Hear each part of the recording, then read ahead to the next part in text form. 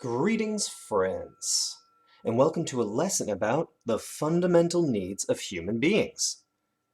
These fundamental needs are pretty amazing because, well, they're the same needs that you and I and your mom and dad and everybody in the whole world has. It's also a really cool topic because these needs are the same needs that your great ancestors had and beyond that, and they're probably the same needs that people in the future are going to have. How cool is that to think about? Well, let's take a look at that chart. As you may remember, the chart splits into two different branches.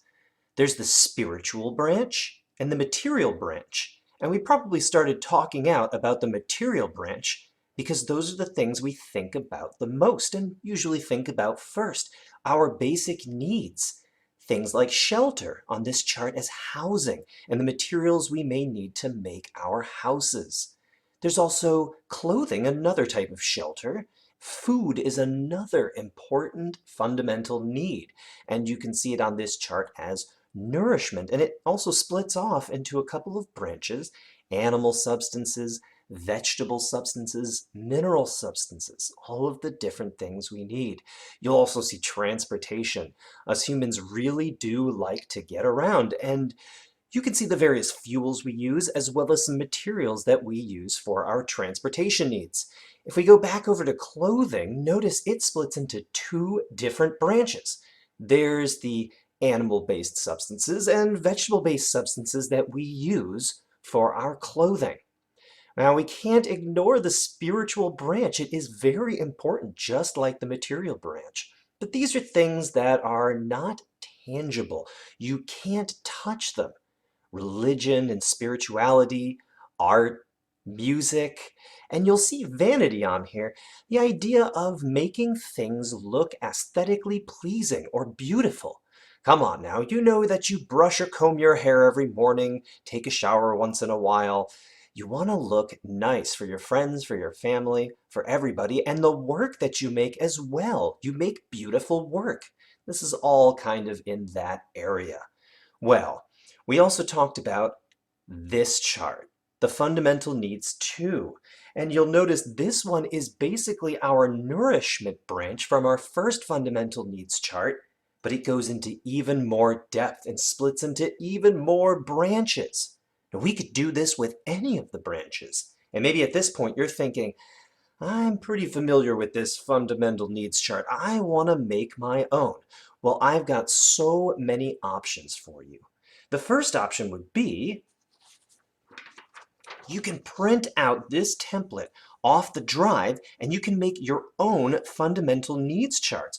All you need is some great colored pencils to start coloring in all those beautiful letters and a pencil to start drawing in the bubbles. Now, you could draw in exactly what you've seen on the chart, and there's an example of that on the drive too, but maybe you want to think about doing one of these for your family and your family's needs. Maybe your transportation vehicle is not made of lumber. Well, what is it made of? Mine, I think, is made of steel. I'm going to write that in there right now before I forget. And I know that I use gasoline for the fuel. Fantastic. I also sometimes ride a skateboard, so maybe I could put that in this bubble. I could think about the kind of materials my house is built of. I could think about the things that defend me, and maybe even my country.